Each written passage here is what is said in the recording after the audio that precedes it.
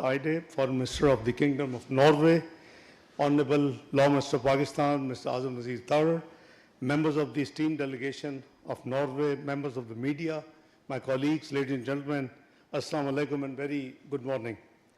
It gives me immense pleasure to welcome you all and your delegation, Excellency, to Islamabad. This visit marks the first day and first visit by a foreign minister of the Kingdom of Norway in a decade. The last having been in 2016, when I was finance minister, I wasn't foreign minister. So I've changed the portfolio to receive you today in Pakistan.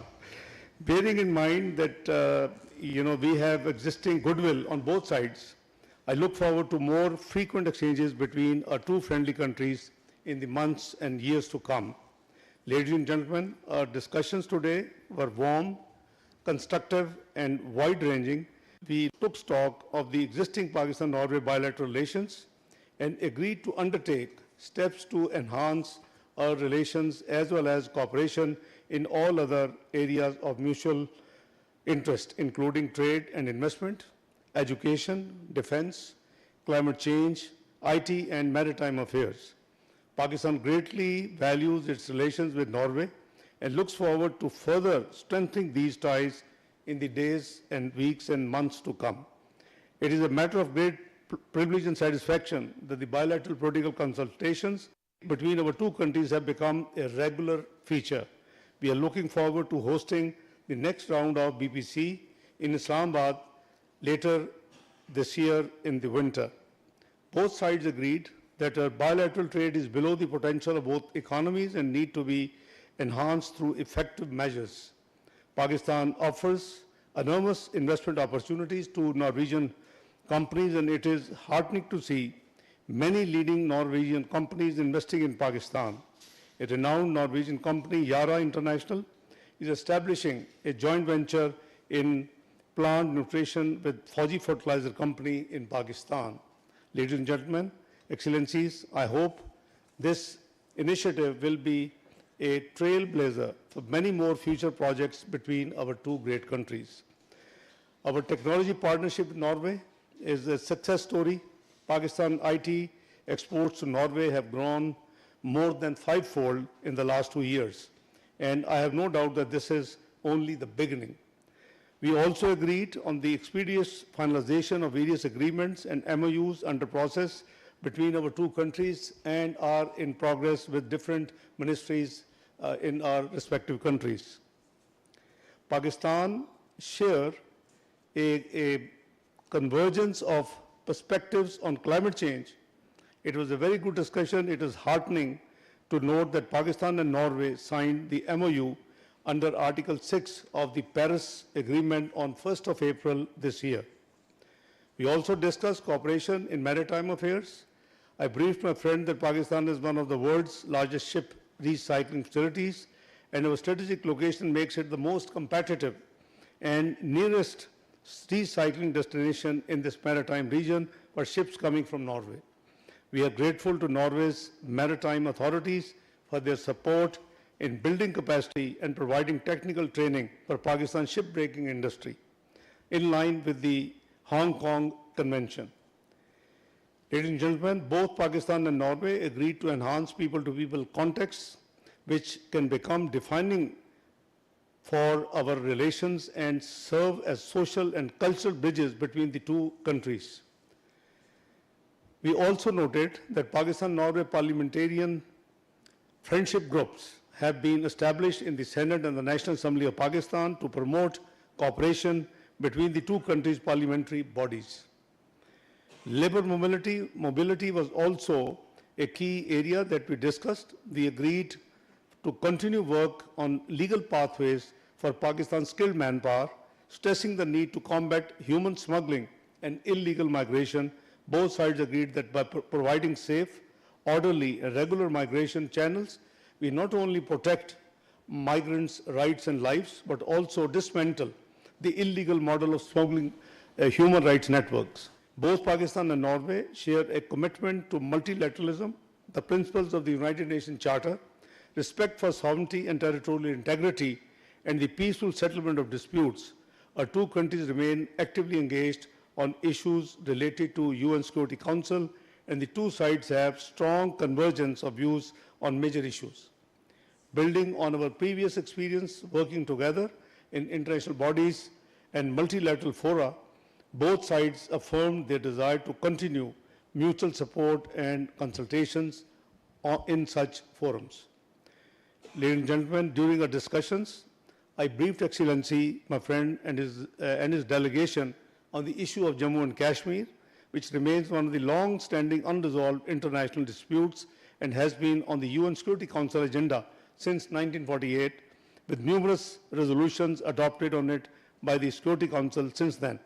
I also briefed His Excellency, my friend, that India had added a new dimension to an already volatile security situation by unilaterally announcing the abeyance of Indus Water Treaty in contravention of international law.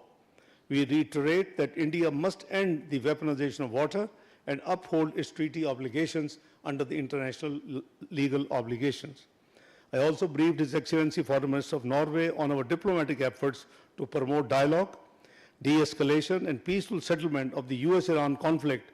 I am grateful to His Excellency for appreciating Pakistan's role as a mediator in the conflict. Excellency has been actively in contact with me throughout post-28th of February issue, and we have been exchanging notes and updating each other on the developments which have been taking place in this context.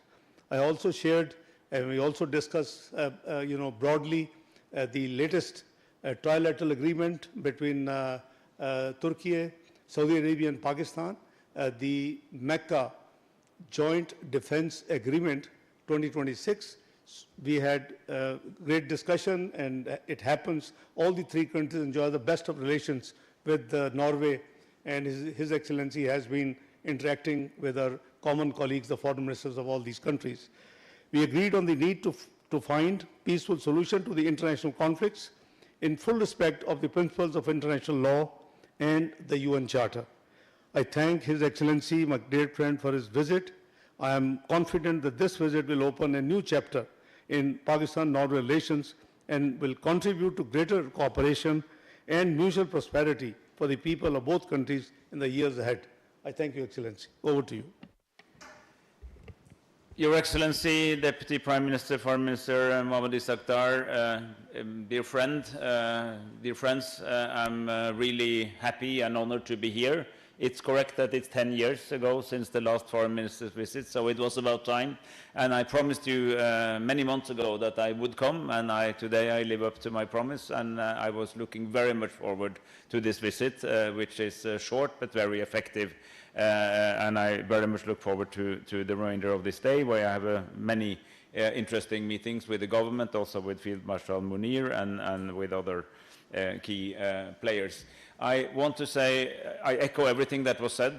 It's a strong partnership between our two countries, between our two communities, the people of Pakistan and Norway. We have a sizable diaspora of Pakistani descent, Norwegian Pakistani citizens in Norway. Many of them are in key positions of politics and society and are a very welcome contribution to our country. And the fact that we have so many people who know these two countries intimately should also be yet another argument for strengthening our economic ties. So as the Deputy Prime Minister said, we are also discussing that in the context of specifics, but also a desire to strengthen our trade relations in more structural ways, which will be a topic for upcoming discussions, including in the context of the EFTA-Pakistan partnership, which could be developed further, and that would provide for more economic relations for mutual benefit. I also really want to reiterate again our strong support for the very important role that Pakistan has taken in this very dramatic war that started on the 28th of February with the Israeli-US attack on Iran. Norway was one of the Western countries that were clearest and earliest in stating that this war in itself is a violation of international rules. If we stand up for international law, it has to apply to everyone, everywhere, all the time. And even if we have significant disagreements with Iran on other issues, they also have the right to be protected as a state, as we all have. That also means that we had an entry point to Iran, as well as we, as a close ally of the US, have excellent relations with Washington. And knowing this field of peace, mediation, facilitation, I know how hard it is. I know what a massive task you're taking on when you offered Islamabad, not only as the venue, but also as the facilitator of these talks. And I think that what you personally, Mohammad Isaghdar, but also your Prime Minister, the Field Marshal, what you have been doing is really a service to the world, and hence also to us. This matters to us as a citizen of the world. It matters also to us as a large shipping nation, because one, as you mentioned it yourself, we share an interest in open sea lanes, in the ability to trade in the high seas, and to respect the very important, the Constitution of the Oceans, which is the UNCLOS, the UN Convention of the Law of the Seas. And whatever emerges from this tragic and unnecessary war in the Gulf, we need to protect the principle of free passage. And I'm so happy that we see completely eye to eye on what has to be this. And I would like this opportunity again to send a message to anyone involved out there in that conflict, that this issue of free passage and an open strait is not an issue for the warring parties alone. It's a global issue that we have a shared interest in promoting. I was happy to have this opportunity to discuss other regional issues, ranging from Jammu Kashmir to Afghanistan, and of course the challenging relationship with that country, and also with activities stemming out of Afghanistan, a country we also know well and where we are also active.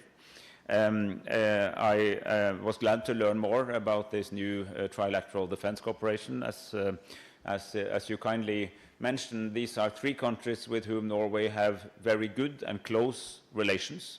Saudi Arabia is the country with whom we established the two-year-old global alliance to promote the two-state solution in Palestine. Norway has always had a strong dedication to making sure that the promise of what once was the Oslo Agreement one day is fulfilled, that we have a free, sovereign and independent Palestinian state living in peace with its neighbor Israel and all other neighbors. And we keep working on that, and I'm again very happy that this is also an issue where Pakistan and Norway totally agrees and cooperate.